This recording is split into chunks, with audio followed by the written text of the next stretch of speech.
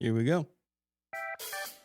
Hey, welcome back, everybody, to the podcast. On today's episode, we're just going to talk about how much stronger you are than you have ever realized. You, me, all of us. We have so much more strength than we even can imagine. On Just These Guys You Know Today, we got Dr. Dr. Mike Parker in the house. and we're going to do some suffering. We are going to suffer well. We're going to suffer well. We're going to enjoy suffering. It is going to be our calling. What the heck are we talking about today? I'm telling you right now, you said it was good. And I find it almost to be truly a God thing that I came across this quote that just hit me between the eyes. So I came in here with it, not having any idea that it would be literally from a book that has made such a huge impact in your life. And so then you go and you buy me a copy. And I sat down last Friday and I read through the all the way up to the part where he gets out. And then it kind of splits off into another almost separate book that kind of analyzes and explains a lot of things. But man, what an just incredible story of perseverance, of overcoming, of the power of the mind. Oh, and, after, we had that conversation, like, so I bought you the book. I went looking for my copy, and I couldn't find it because I've moved my offices so many times since then. Mm-hmm. So I will eventually find my original copy. But I went and got a different copy and began going through it again. And it was a journey down memory lane for me because I see everything I do, everything I talk about, how I practice as a psychologist, I see it growing out of this. And I could remember when I first read the book in graduate school, just having come out of the military and going into graduate school and them offering minimal guidance about how to do things, what psychology is about. And I read this book, and it is the foundation of everything I do. It is couched in Viktor Frankl's ideas about therapy, logotherapy, about the development of the human, and so it was so refreshing to read it again. So thank you for bringing that back to me. Yeah, I didn't even have any idea I was doing that. But man, what an incredible just example and insight from, it's what's really cool about it is that he was a psychiatrist before. And he was a psychiatrist back when psychiatrists actually studied psychology. Okay. A lot of psychiatrists these days and APRNs and things like that, they're medical and they operate only in pills. What are your 5 symptoms? And here's a pill for that. As you're reading this and as you're going to continue to read it, you're going to see he explores the human condition and personality and drives and motives and meaning of life back when psychiatrists actually studied the human condition beyond just a pill. Sure. And so, yeah, he's a psychiatrist. He actually refers to himself as a psychologist once or twice in the book, a studier of the psyche condition. Yeah. But he is himself in the Auschwitz concentration camp and others and for as the well. Audience, if I didn't mention, Viktor Frankl book, Man's Search for Meaning. Mm-hmm. This is what we're talking about. Yeah. And I mean, this thing lit up with a highlighter. I know I'm reading a book that is making an impact on me when it just turns yellow. And this one definitely did. But like this one quote right here kind of sums it all up for me. It says, "We who lived in concentration camps can remember the men who walked through the huts, comforting others, giving away their last piece of bread.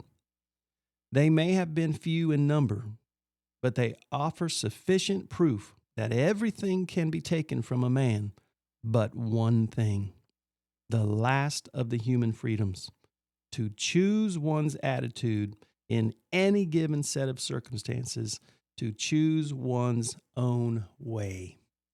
That has literally changed the way I'm responding to life. Over the last few days, read it last Friday, so ever since then, a little thing that would bother me, I think about this. Yeah. I think, how in the world can I let that bother me when I could be laying on a wooden, bed, naked with 8 other guys. Yeah. 9 other guys on the same bed. Yeah. Freezing cold, starving. It's all perspective. Oh my God. And how wimpy I'll just speak for myself. I'm so weak and I want to be strong. So speaking of weak and getting stronger, we did our weigh-in. Yes.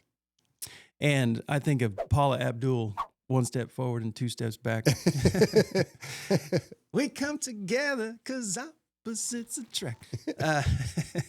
I am up 2 pounds, but I think it's muscle. You're up 1.5. Okay, 1.5. And it very well, you're working out.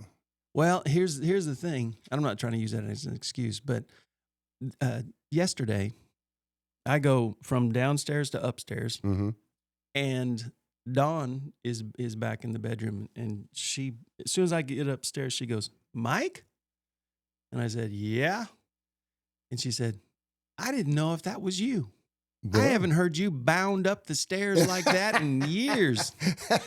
I was jumping on 2 at a time, and I had a big old arm load of shirts from the laundry room." I'm telling you. It's feeling light. Yeah. I didn't even know. I wasn't even paying attention. I was just right up the stairs. She's used to hearing me take 10 minutes to get up the stairs. Yeah. So we're doing something right. It's headed in the right direction. Well, I'm doing nothing right, and how many pounds down? I'm down 4. That is awesome. But Tish has been so wonderful this past week. Yeah. Yeah. She's baking these big meals, stuffed potatoes and twice baked potatoes and shepherd's pie. And she made a pot roast with all the trimmings of the beef and the vegetables. And Thursday she went and bought me like 8 of my favorite gluten-free snacks from Cottage Crumbles on West Central over there behind the Spangles. It is gluten-free heaven. And she bought me like chocolate donuts and plain donuts and some crazy, deliciously light swirl thing and cinnamon buns.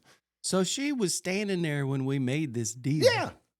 Is she like trying to sabotage you? I don't know.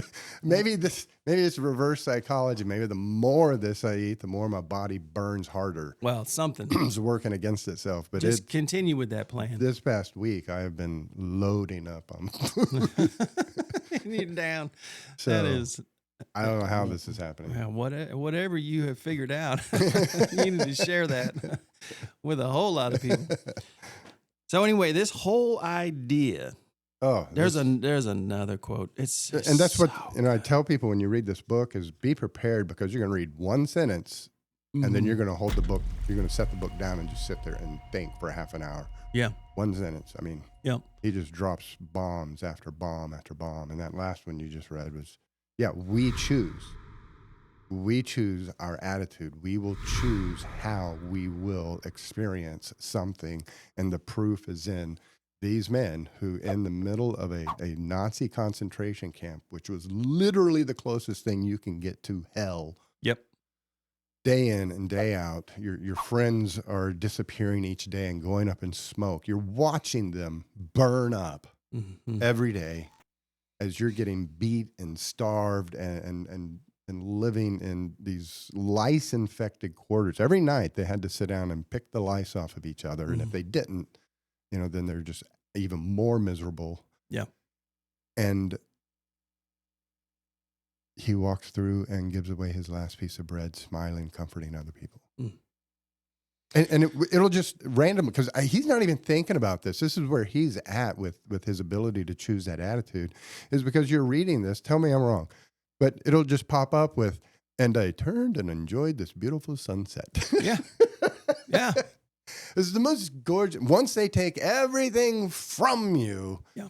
then you realize what beauty really is. I'm like, oh my God, I just got to.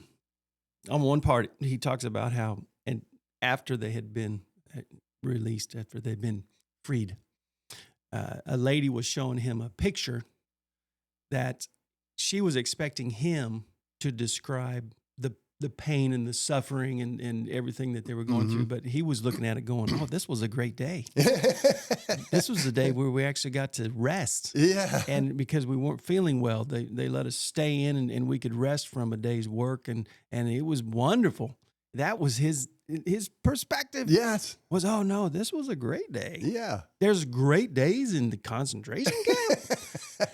Just incredible. But the description and everything that he writes, I can't. You got to go read this book. You got to go get this book and read this book, because what it'll do is it will completely change your perspective on this whole idea of suffering.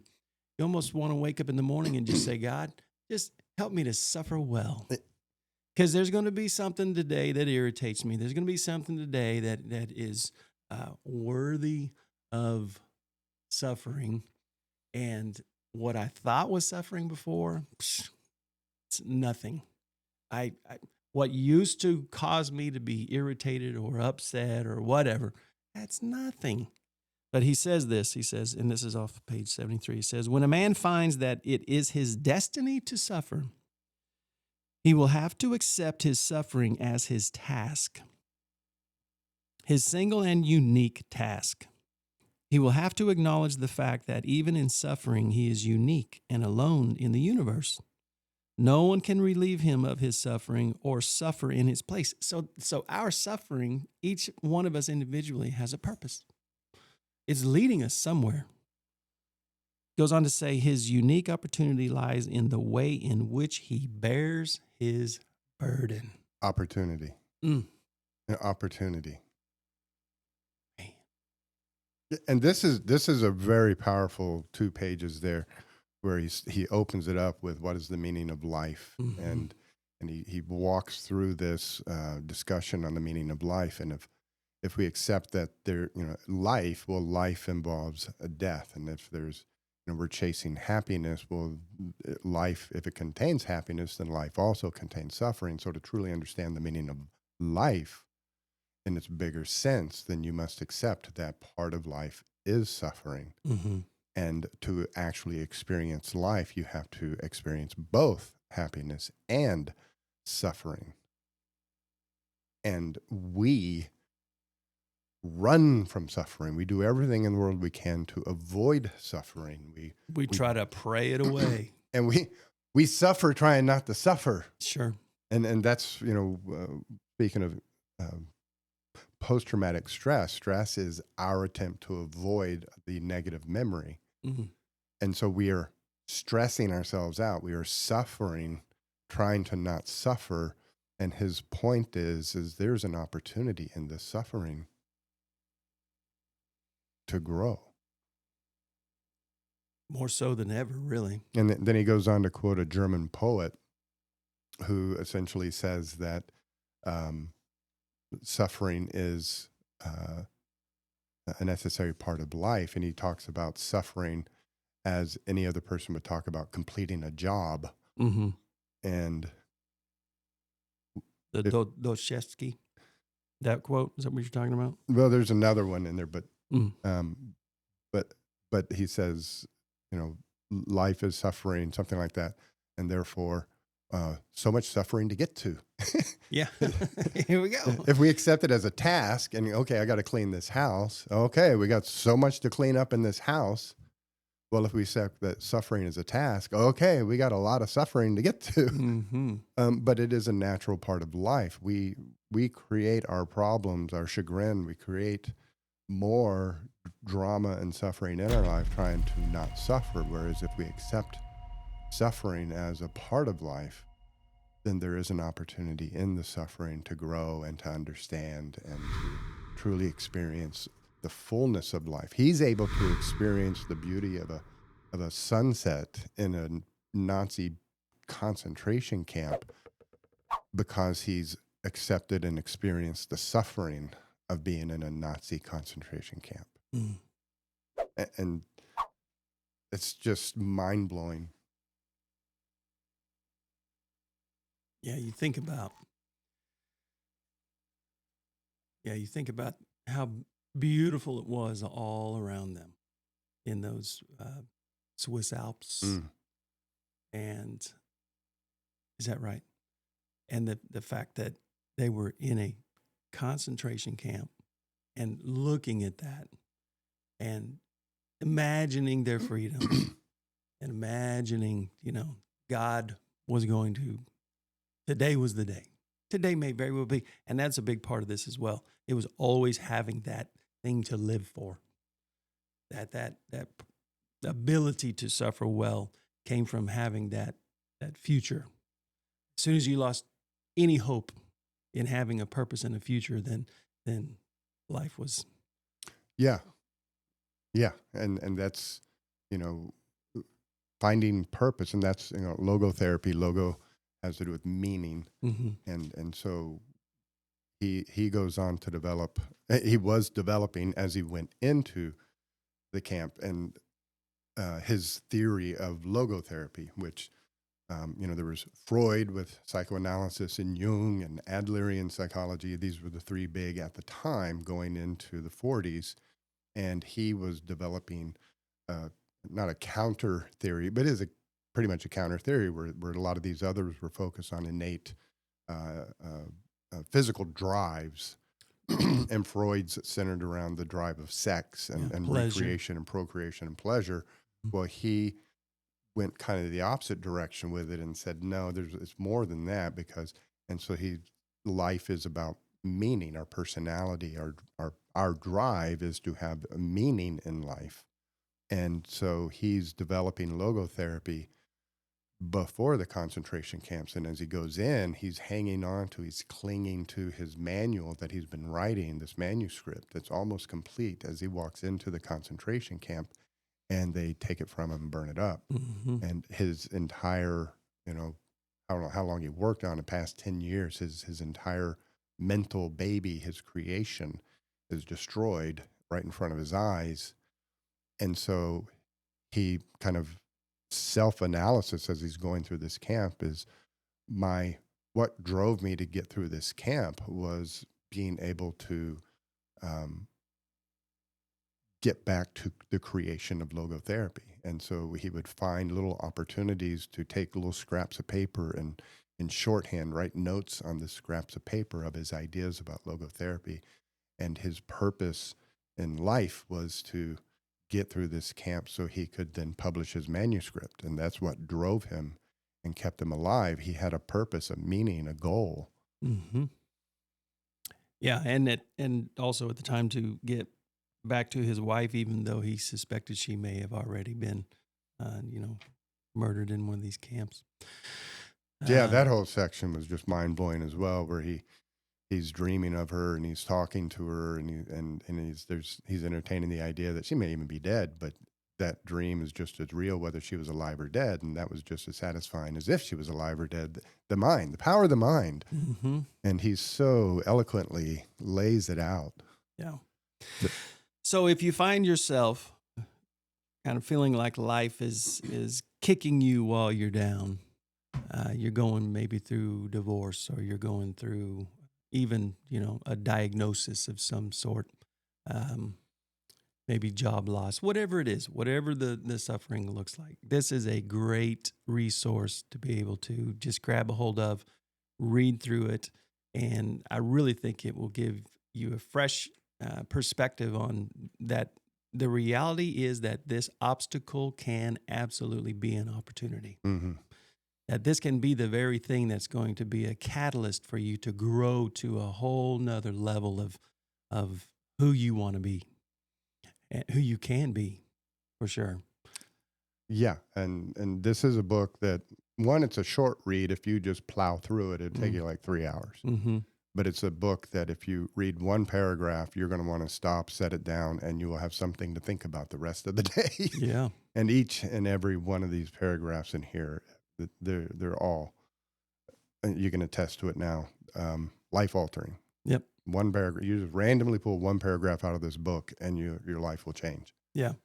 Yeah, it's definitely a book that I'll be going back through. Oh, yeah. And reading again and again, just to stay fresh on exactly, because, life is a moment by moment experience where we can get thrown off track if we don't pay attention to how we're thinking. This is the whole premise of what we have done for the last 2.5 years or however long, is that everything starts between the ears. Everything starts with the mind.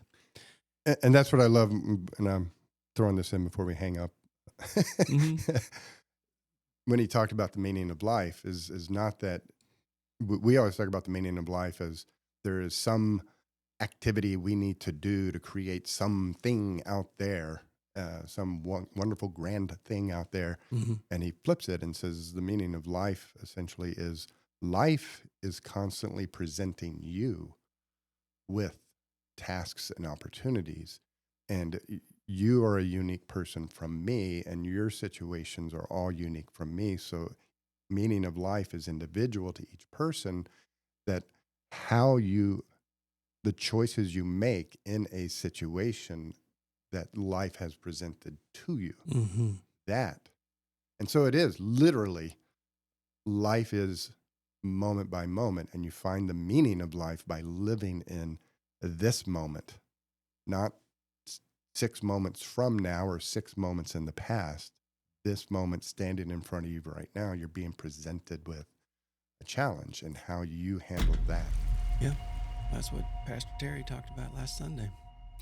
Yeah, that I love the way, because I had never thought about that at all before, that it's not as much what you are expecting from life, but that life is expecting something from you. Yes. That there is a purpose out there that has been presented to you, and I'm going to believe that that's from our Maker, our Creator. He is creating opportunities for life to expect something, not just from us, but for us to grow into. And it may very well be that you got to go through some suffering to be able to get there. Yeah. And boom, what an opportunity. When we tackle that well, and then we dive into the 4 fundamentals, and we tackle especially that first one, what we do control, what we don't control, man, life has so much more to offer. That might be the message today. And for you veterans out there listening, there's a Army soldier hero that when we were talking about this, he looked at me and said that in boot camp in the Army, they lived off the phrase, embrace the suck. Yeah, that's good. Got suffering to do, embrace it. Mm-hmm. Embrace it. Yeah, it's good. Awesome, Doc. Thank you very much. Thank you, Dr. Viktor Frankl. Dr. Viktor Frankl, Man's Search for Meaning. Go get you a copy. Obviously, it's out there on Audible, so you can get it and listen to it as well. It is so good. So good. Thank you, Doc. Thank you guys for tuning in to Jesse's Guys, We'll catch you next week. Have an awesome week.